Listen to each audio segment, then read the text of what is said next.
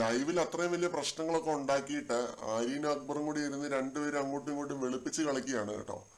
ഇങ്ങനെ വെളുപ്പിച്ച് വെളുപ്പിച്ച് രണ്ടുപേരും അങ്ങ് സെറ്റ് ആയിക്കൊണ്ടിരിക്കുകയാണ്. പറയുന്നത് ഇതാണ്, അനീഷേട്ടൻ എന്തൊരു സെലക്റ്റീവ് ആണല്ലേ.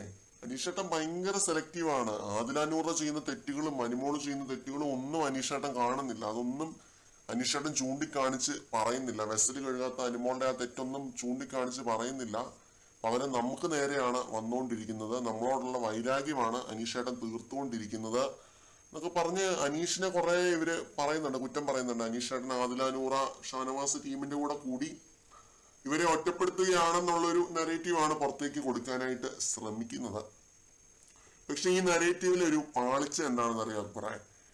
ഇത്രയും നാള് നിങ്ങൾ കളിച്ചുകൊണ്ടിരുന്ന ഒരു ഗെയിം ആയിരുന്നു ഇത്. നിങ്ങളുടെ കുരുതി ടീമുകൾ കളിച്ചുകൊണ്ടിരുന്ന ഒരു ഗെയിം ആയിരുന്നു ഇത്.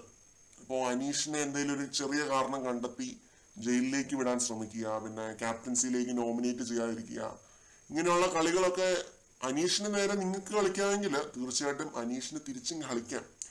അപ്പോൾ ബിഗ് ബോസ് എന്ന് പറയുന്ന ഒരു ഗെയിം എന്ന് പറഞ്ഞു കഴിഞ്ഞാൽ അതൊരു വൺ സൈഡ് ഗെയിം അല്ല. ഇങ്ങോട്ട് വരുന്നതൊക്കെ തിരിച്ചും കൊടുക്കാൻ പറ്റിയ ഒരു ഗെയിം തന്നെയാണ്. ഗ്രൂപ്പുകളിൽ മോശമാണ്, പാടില്ല എന്നൊന്നും ഇവിടെ ആരും പറഞ്ഞിട്ടൊന്നുമില്ല. ഇത് ഞാൻ പറയാനായിട്ട് കാരണം ആര്യൻ നല്ല വളച്ചൊടിക്കലാണ് കേട്ടോ.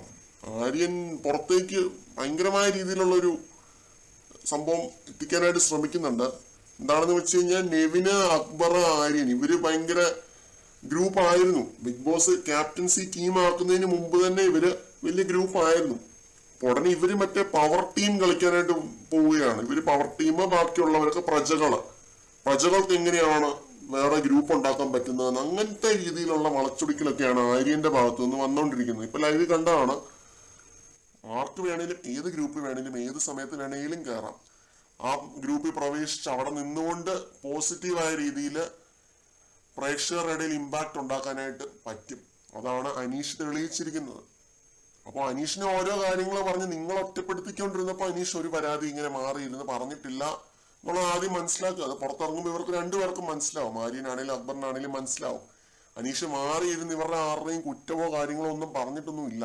ഒരിക്കൽ പോലും അങ്ങനെ പറഞ്ഞിട്ടില്ല.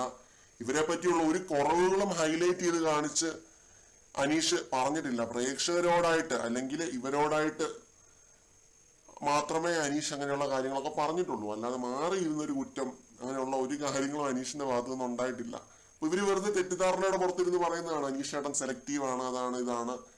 ന്യായം ആരുടെ ഭാഗത്താണോ അവരുടെ പക്ഷത്ത് നിൽക്കുക എന്നുള്ളതാണ് പ്രധാനമായിട്ടും. അപ്പൊ അനീഷ് ആണെങ്കിലും ഷാനവാസ് ആണെങ്കിലും ചെയ്തത് അതാണ്. ഇന്നലത്തെ ആ ഒരു ഫുഡ് കൊടുക്കില്ല കേസ് തന്നെ അത് ഭയങ്കര കോൺട്രഡിക്ടറി ആയിരുന്നു. അപ്പൊ അത് കാരണമാണ് അനീഷ് ആണെങ്കിലും ഷാനവാസ് ആണെങ്കിലും അവരുടെ പക്ഷത്തായത്. രീതിയിലുള്ള ഒറ്റപ്പെടൽ, സോക്കോൾഡ് ഒറ്റപ്പെടൽ എന്ന് പറയാൻ മാത്രമേ ഇനി പറ്റുള്ളൂ. ഒറ്റപ്പെടുത്തലൊന്നും അല്ല ഇതൊന്നും അല്ല ഒറ്റപ്പെടുത്തൽ. ഇവര് ചെയ്തുകൊണ്ടിരുന്നതാണ് യഥാർത്ഥത്തിലുള്ള ഒറ്റപ്പെടുത്തൽ. പിന്നെ പറയാനുള്ള ഒരു കാര്യം അക്ബർ പറയുന്നുണ്ട്, ഇമ്മ്യൂണിറ്റി കിട്ടിയിട്ട് ഇതൊക്കെ കേൾക്കുകയാണെ വേണ്ടില്ല, ഇമ്മ്യൂണിറ്റി ഇല്ല, വെറുതെ നമ്മൾ നെഗറ്റീവ് ആയിക്കൊണ്ടിരിക്കുകയാണ്. അപ്പൊ അക്ബറിന് അറിയാം നെഗറ്റീവ് ആയിക്കൊണ്ടിരിക്കുകയാണ്, ഇതൊക്കെ നെഗറ്റീവായിട്ടാണ് പുറത്തേക്ക് പോകുന്നതെന്ന് അറിയാം.